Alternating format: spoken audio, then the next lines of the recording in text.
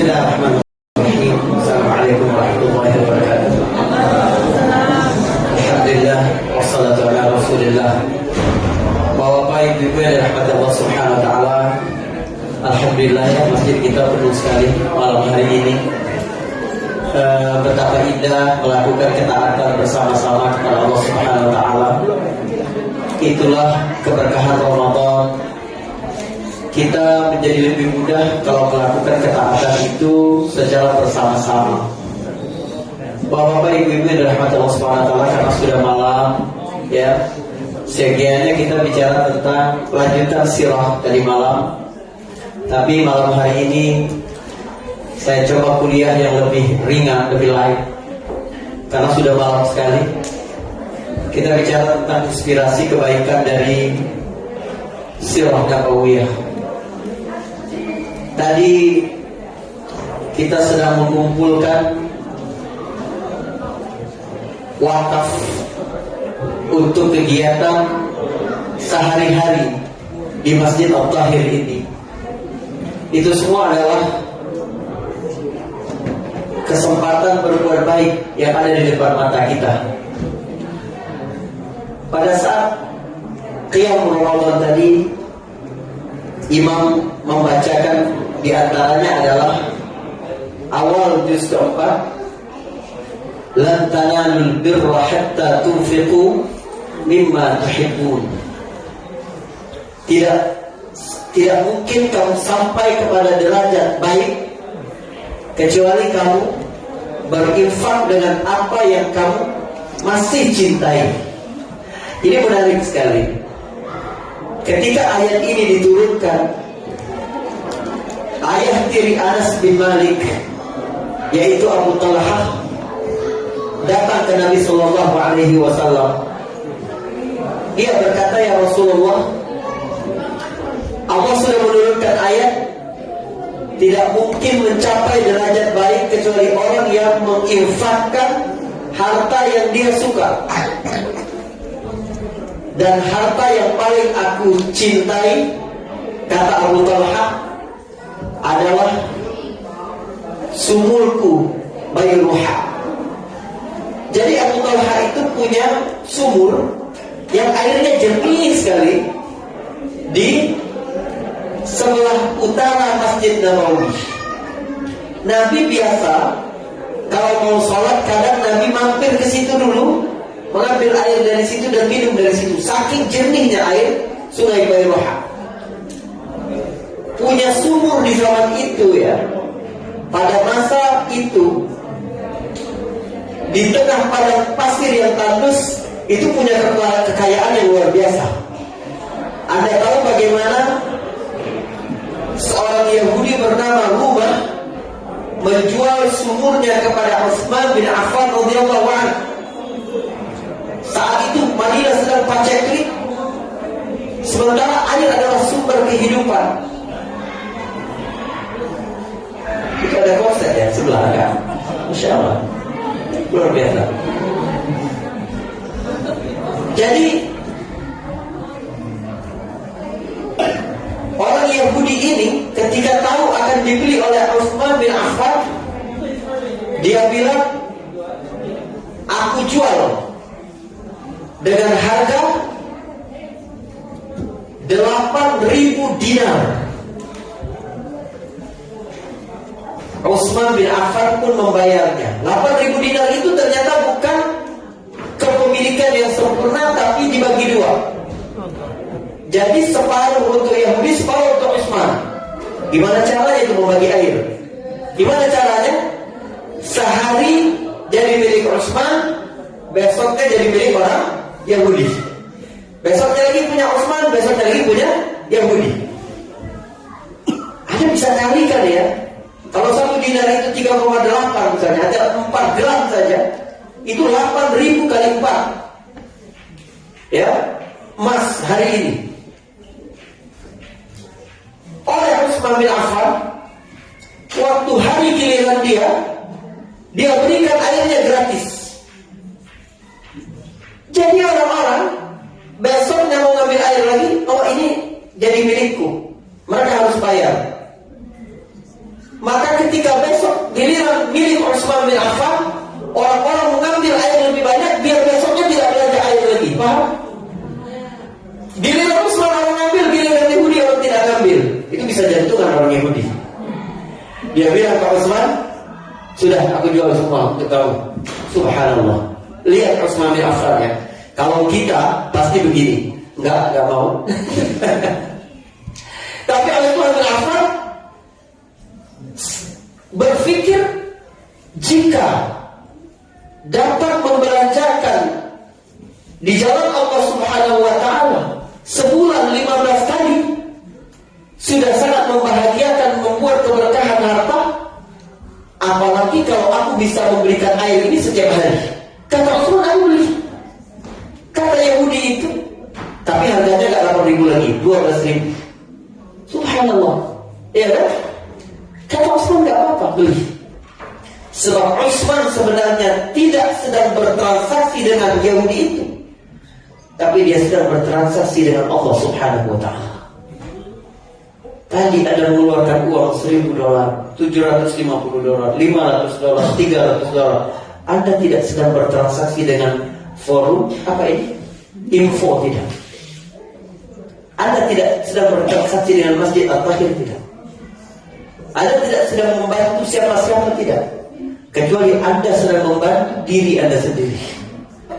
Kalau kita mau tahu seberapa kita cinta dengan dunia, lihat hati kita lebih berbahagia ketika memberi atau ketika kita mendapatkan. Sebab ketika kita mendapatkan materi, kita sedang memberikan keuntungan untuk dunia kita.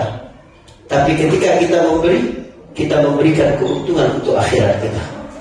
Kalau kamu mau tahu seberapa besar dunia di hatimu, lihat kamu lebih bahagia ketika mendapat atau ketika kamu memberi. Itu yang dilakukan Utsman. Jadi sumur adalah harta yang besar sekali. Dan lihat Abu Talha, begitu mendengar ayat lan tanalul birra hatta tunfiqu mimma tuhibbun, langsung datang kepada Nabi dan berkata, ya Rasulullah, Allah sudah turunkan, tidak mungkin mencapai derajat baik kecuali kita menginfakkan sesuatu yang paling kita cintai. Dan yang paling aku cintai adalah sumur Bayrah. Aku berikan untuk Allah dan Rasulnya. Nabi berteriak, Nabi berkata, bakhil, bakhil, dzalika malun rabih. Beruntungnya engkau. Ya, karena itu adalah perdagangan yang sangat menguntungkan. Subhanallah. Abu Talha kehilangan aset besar, yaitu sumur beserta kebunnya, tapi Nabi SAW menyebutnya beruntung. Kenapa? Sebab ada standar Allah yang tidak sama dengan standar makhluknya. Nabi pernah berkata, la ya'tir rajulus saminul azim yawmal qiyamah wa annahu 'inda Allah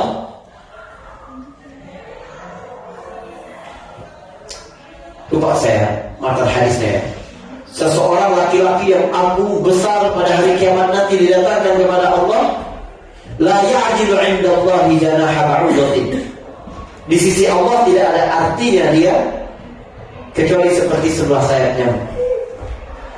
Jadi di mata manusia ini orang agung, di mata manusia ini orang besar, penting.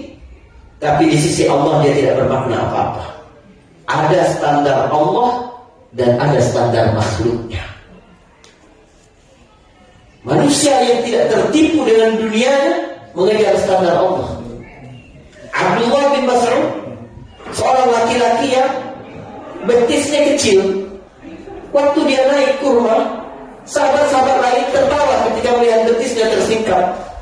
Merah muka Rasulullah dan berkata, demi Allah, betis Ibnu Mas'ud itu di sisi Allah lebih berat daripada gunung Uhud. Allah punya penilaian yang berbeda dengan manusia. Maka kita fokus kepada situ. Ketika Abu Talha memberikan kepada Nabi SAW jadi wakaf untuk Allah dan Rasulullah SAW, maka itu adalah peninggalan yang menguntungkan untuk Abu Talha. Saudara, yang kita keluarkan malam ini untuk masjid ini, kita tidak tahu digunakan untuk kegiatan-kegiatan, masjid ini dibuka, lalu ada satu hati yang takut kepada Allah Subhanahu wa Ta'ala, merasa resah dengan dosa-dosa yang dia miliki, dia datang masuk ke dalam masjid ini, lalu bersujud kepada Allah Subhanahu wa Ta'ala, menangis dia di situ. Terbuka masjid ini tetap beroperasi karena wakaf yang kita berikan pada malam hari ini tidak mungkin sia-sia di sisi Allah Subhanahu wa Ta'ala. Jika air mata yang tumpah di masjid ini karena takut kepada Allah Subhanahu wa Ta'ala dapat menyelamatkan orang itu dari api neraka, insya Allah semua dolar-dolar yang kita kumpulkan untuk operasional masjid ini akan mendapatkan hal yang sama, diselamatkan oleh Allah Subhanahu wa Ta'ala dari api neraka. Kita tidak sedang berhitung dengan manusia, tidak. Lihat bagaimana para sahabat ketika berkaitan dengan Allah, seluruh kalkulator jadi rusak. Abu Bakar As-Siddiq mendengar ada orang Islam yang sedang disiksa oleh majikannya bernama Bilal bin Rabah, disiksa oleh Umayyah bin Khalaf. Abu Bakar datang ke situ. Abu Bakar ini salah satu tokoh Quraisy di Mekah dari Bani Taim. Jadi suku di Mekah itu ada suku Quraisy namanya. Suku Quraisy itu sebenarnya kumpulan 14 suku. 12-nya ada di Mekah, 2-nya di luar Mekah. Di luar Mekah itu Bani Khuza'ah dan Bani Bakar. Di Mekah itu ada Bani Hashim, keluarganya Nabi, Bani Umayyah, keluarganya Utsman, Bani Makhzum, keluarganya Umayyah, Bani Asad, keluarganya Umar, Bani Zuhra, keluarganya Ibu Rasul SAW, Bani Taim, keluarganya Abu Bakar As-Siddiq, Bani Abdiddar, keluarganya Bani Abdiddar, keluarganya Mus'ab bin Umair, dan lain sebagainya. Di Mekah, dua suku besar yaitu Bani Hashim itu selalu bersaing-saing dengan Bani Makhzum. Bilal bin Rabah ini adalah pelayan dari Umayyah bin Khalaf yang berasal dari Bani Makhzum. Jadi Umayyah ini tersinggung. Dia kerja dari keluarga Bani Makhzum, tapi dia menjadi pengikut Bani Hashim. Paham? Jadi ini Umayyah itu marah kepada Bilal bin Rabah bukan persoalan agama, bukan. Orang-orang kafir itu Tuhan mereka adalah materi. Tuhan mereka adalah keuntungan dan kepentingan duniawi. Ini urusan gengsi. Bagaimana mungkin Bilal yang berada di bawah kekuasaan mereka tapi mengikuti Muhammad dari suku rival sesama Quraisy? Maka disiksa Bilal bin Rabah. Bilal bin Rabah ini seorang hamba sahaya yang berasal dari Afrika. Abu Bakar As-Siddiq adalah tokoh elit Quraisy. Tapi lihat, begitu mereka disatukan oleh Islam, maka tidak ada lagi jarak antar suku, antar warna kulit, dan lain-lain sebagainya. Dalam diri Abu Bakar terpatri, ini adalah kesempatan untuk menolong saudaraku. Ini adalah kesempatan untuk melakukan sesuatu di jalan Allah Subhanahu wa Ta'ala. Jadi saat ketua info tadi berdiri, jiwa-jiwa yang tergerak hatinya akan berkata, ini kesempatan untuk berbuat sesuatu di jalan Allah Subhanahu wa Ta'ala. Bapak-bapak ibu sekalian, demi Allah ya, demi Allah, agama ini akan tegak dan jaya. Tanpa Anda mengeluarkan uang Anda, tenaga Anda, waktu Anda, keahlian Anda, agama ini sudah dijamin bersama Allah. Gak usah khawatir. Tapi betapa menyedihkan ketika agama ini mencapai tingkat kejayaannya, tidak ada satupun peran kita di dalamnya. Alhamdulillah. Ketika peradaban ini sempurna menjadi bangunan yang megah, tidak ada satupun batu bata dari uangmu, dari kantongmu. Allah memberimu rizki bertahun-tahun tanpa perhitungan, tapi engkau hanya meletakkan satu batu bata saja di situ, tidak ada darimu. Ya Allah, rugi sekali hari itu. Kalau agama ini pasti akan kita yang butuh agama. Abu Bakar datang melihat Bilal bin Rabah sedang disiksa. Kata Abu Bakar, Umayyah, aku beli Bilal bin Rabah. Sebab Bilal adalah hamba saya. Gak berhak Abu Bakar As-Siddiq untuk mencegahnya. Hamba saya itu zaman dulu, bapak-bapak, ibu-ibu, itu properti, kepemilikan, SHM, surat hak milik. Jadi dia gak digaji, gak ada jam kerja. Kalau karyawan ada jam kerja, kalau hamba saya gak ada. Hamba saya itu, saya punya air, saya punya handphone, saya punya mobil, saya punya rumah, saya punya hamba saya, sama. Mau saya apakan saja terserah saya. Mobilnya mau saya tabraki, mau saya senggoli, mau saya beri orang, mau saya jual, mau saya terserah. Punya saya. Begitu juga hamba saya. Satu-satunya jalan untuk menyelamatkan saudaranya ini dengan membelinya. Kata Abu Bakar, aku beli. Umayyah bin Khalaf berpikir uang, berpikir dunia. Ini kesempatan. Pasti aku jual mahal, Abu Bakar tetap akan beli. Apa kata Umayyah? Aku jual. Tapi 4 auqiyah. 1 auqiyah itu setara dengan 40 dirham.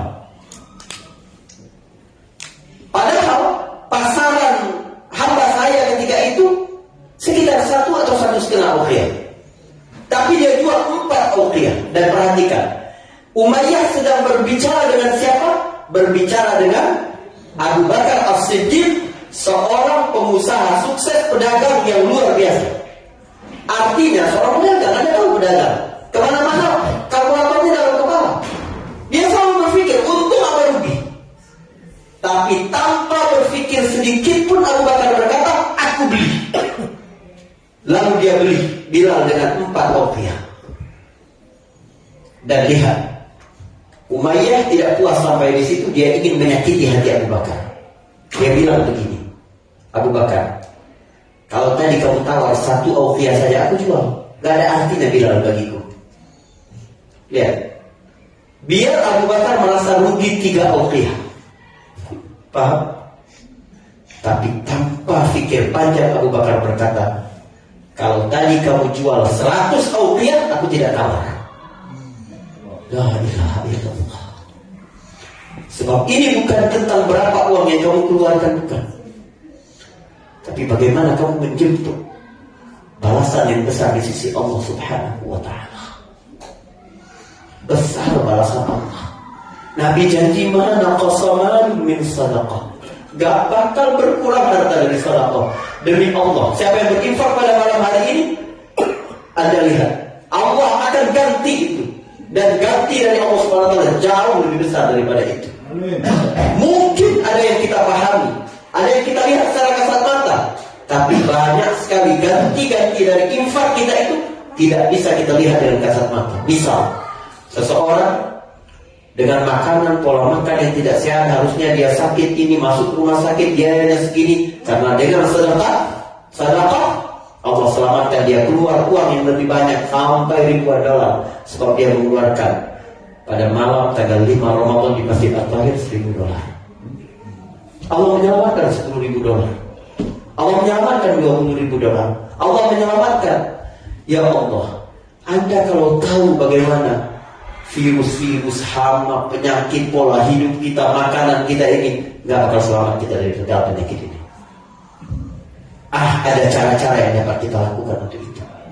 Abu Bakar As-Siddiq, seorang pedagang, hitung-hitungannya luar biasa, berkata, kalau kamu tadi, dan itu kan basa-basi, kalau tadi kamu tawarkan 100 auqiyah, aku akan berikan.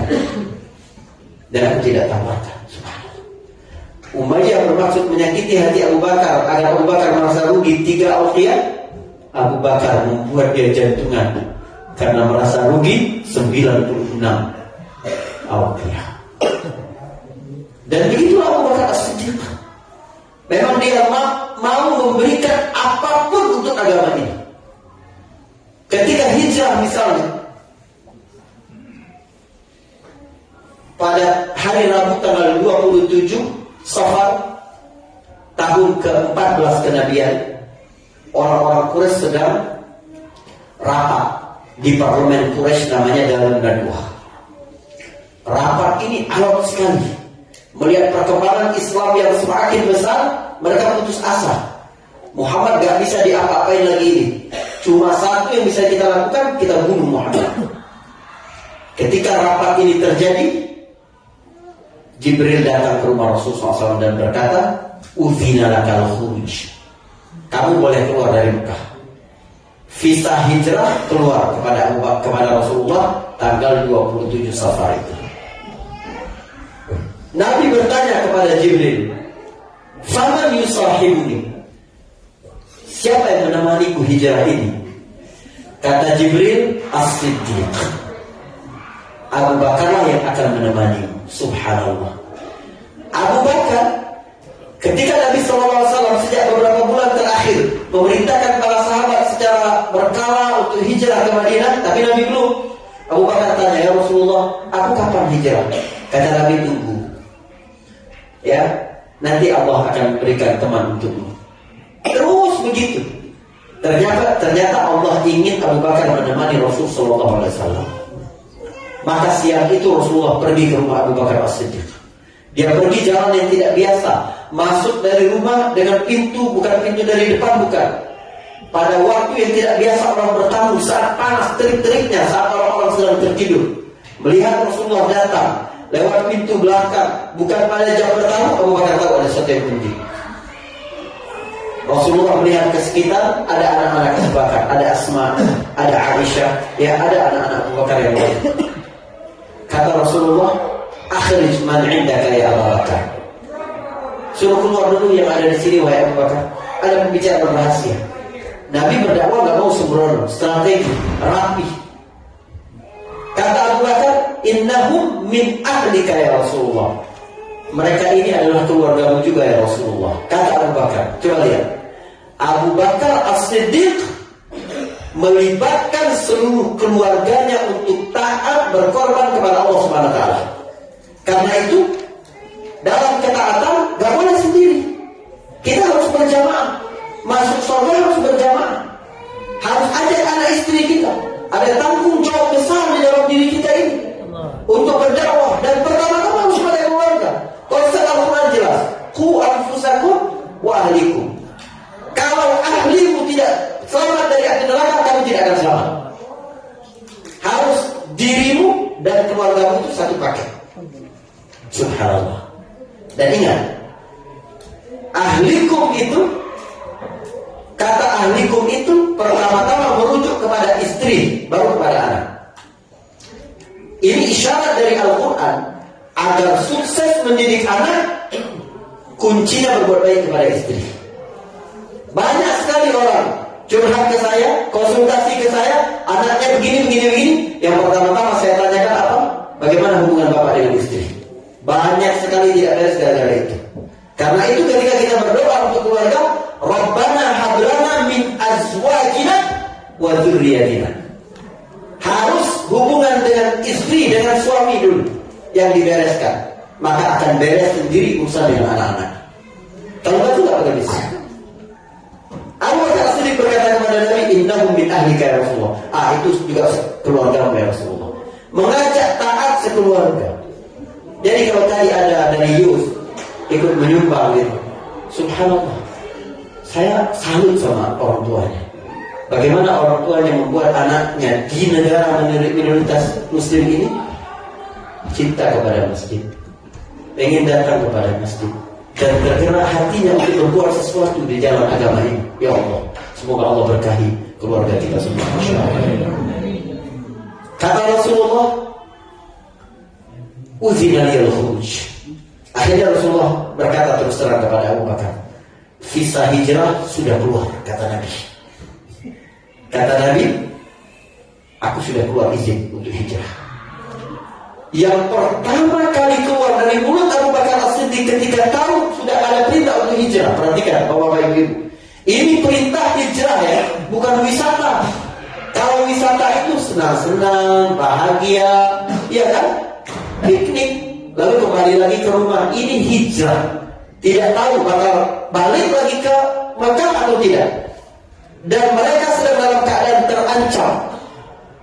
Ini adalah perjalanan paling bahaya dalam sejarah Nabi SAW. Jauh ke Madinah itu. Tapi lihat Abu Bakar As-Siddiq. Kalimat pertama yang keluar dari mulutnya begitu Nabi berkata, sudah keluar izin untuk hijrah, Abu Bakar berkata, as-suhbatu ya Rasulullah. Aku yang menemaninya ya Rasulullah. Dia menawarkan diri untuk menemani Nabi SAW. Abu Bakar itu seorang pedagang besar. Artinya di Mekah itu pasti banyak urusan bisnisnya masih belum kelar, invoice yang belum selesai, paket-paket yang belum dikirim. Bisnismen. Jangan berpikir kita sibuk hari ini, orang-orang dulu tidak sibuk. Jangan. Tapi di tengah kesibukan mereka meluangkan waktunya untuk agama, meluangkan tenaganya untuk agama, mengorbankan segala hidupnya untuk agama. Abu Bakar tanpa pikir panjang berkata, as-suhbah ya Rasulullah. Biar aku ya Rasulullah menemani. Menemani perjalanan paling bahaya dalam kehidupan ini. Rasulullah menjawab, as-suhbah. Ya, engkau yang akan menemani. Abu Bakar menangis sesungguhkan. Sampai kata Aisyah, aku belum pernah melihat orang yang menangis saking bahagianya seperti tangisan Abu Bakar As-Siddiq pada hari itu. Jadi Bapak Ibu sekalian, berbahagialah Allah yang menggerakkan hati kita untuk datang ke masjid pada malam hari ini. Berbahagialah ya, ada orang-orang yang berjuang meluangkan waktunya mengurus masjid ini, lalu mengajak kita untuk sama-sama melibatkan diri kita berbuat sesuatu untuk Allah Subhanahu wa Ta'ala. Ya, tidak ada artinya sama sekali apa yang telah kita keluarkan itu dengan apa yang kita akan terima dari sisi Allah Subhanahu wa Ta'ala. Ya, mungkin ini barakallahu fikum bermalam. Saya nggak mau menyiksa antum lebih banyak lagi, ya kan? Udah hampir jam 11 gitu ya. Saya juga perlu ngopi sepertinya. Subhanallah. Ya, kita ini sebenarnya kalau subuh ada cerita-cerita menarik dari Al-Quran ya. Kita mulai kisah Ashabul Kahfi, kemudian nanti kisah Musa dan Khidir gitu. Tapi saya coba relate dengan kehidupan kita sehari-hari. Jadi kalau ibu nggak bisa ke masjid, bisa dengar di YouTube atau di Facebooknya juga ya, insya Allah gitu. Tapi kalau mau datang ke sini, insya Allah sama-sama kita silaturahim dan sama-sama niatkan i'tikaf juga di masjid, ya, tempat yang paling dicintai oleh Allah di muka bumi ini. Insya Allah ya, kita jaga wakaf kita bersama ini untuk legacy kita, untuk asar yang kita tinggalkan, warisan baik yang kita tinggalkan bagi generasi-generasi berikutnya. Kita tidak tahu dari masjid ini muncul ya orang yang kemudian akan memberikan manfaat besar bagi manusia, dan kita dapat kecipratan pahalanya karena ada harta yang kita titipkan di sini, tidak akan hilang ya sekecil apapun yang kita keluarkan untuk Allah Subhanahu wa Ta'ala. Subhanallah wa bihamdik, asyhadu an la ilaha illa anta, astaghfiruka wa atubu ilaik. Apa yang kita doakan ya untuk para donatur juga insyaallah ya, dan doa untuk kita semua insyaallah. Bismillahirrahmanirrahim. Alhamdulillahirabbil alamin. Allahumma shalli ala Muhammad wa ala ali Muhammad. Allahumma inna nas'aluka ridhaka al-jannah wa na'udzu bika min sakhatika an-nar. Allahumma inna nas'aluka al-huda wat-tuqa wal-'afaf wal-ghina wa nas'aluka makarim al-akhlaq. اللهم إنا نسألك العفو والعافية في الدنيا والآخرة. اللهم إنا نسألك العفو والعافية في ديننا ودنيانا وأهلنا ومالنا. اللهم استر عوراتنا وآمن روعاتنا، واحفظنا من بين أيدينا ومن خلفنا وعن يميننا وعن شمالنا ومن فوقنا، ونعوذ بك أن نغتال من تحتنا. اللهم اخلف من أنفق، اللهم اخلف من أنفق، اللهم اخلف من أنفق. اللهم إنك عفو تحب العفو فاعف عنا. اللهم اجعلنا من عتقائك من النار. اللهم اعتق رقابنا ورقاب آبائنا وأمهاتنا وأجدادنا وجداتنا وأعمامنا وعماتنا وأخوالنا وخالاتنا ومعلمينا وإخواننا وأخواتنا وأولادنا يا الله من النار أجمعين. اللهم تقبل منا إنك أنت السميع العليم. اللهم تقبل منا إنك أنت السميع العليم. اللهم تقبل منا إنك أنت السميع العليم، وتب علينا إنك أنت التواب الرحيم. Rabbana hab lana min azwajina wa dhurriyyatina qurrata a'yun waj'alna lil muttaqina imama. Rabbana la tuzigh qulubana ba'da idh hadaytana wa hab lana min ladunka rahmah innaka antal wahhab. Rabbana atina fid dunya hasanah wa fil akhirati hasanah wa qina adzaban nar. Wa sallallahu ala Muhammadin wa ala alihi wa sahbihi wasallam. Alhamdulillahirabbil alamin. Saya juga usul buat imam witir juga mungkin karena sudah malam tidak perlu pakai kunut ya. Karena Nabi membaca kunut witir itu jarang, tidak pada setiap witirnya tidak. Jadi apa yang dilakukan Nabi secara dawam, sunnah bagi kita melakukannya dawam juga. Tapi apa yang dilakukan oleh Nabi secara jarang-jarang, maka sunnah juga kita mengikutinya jarang-jarang. Tidak membuatnya dawam pula ya. Itu cara kita menegakkan sunnah Nabi SAW. Wassalamualaikum warahmatullahi wabarakatuh.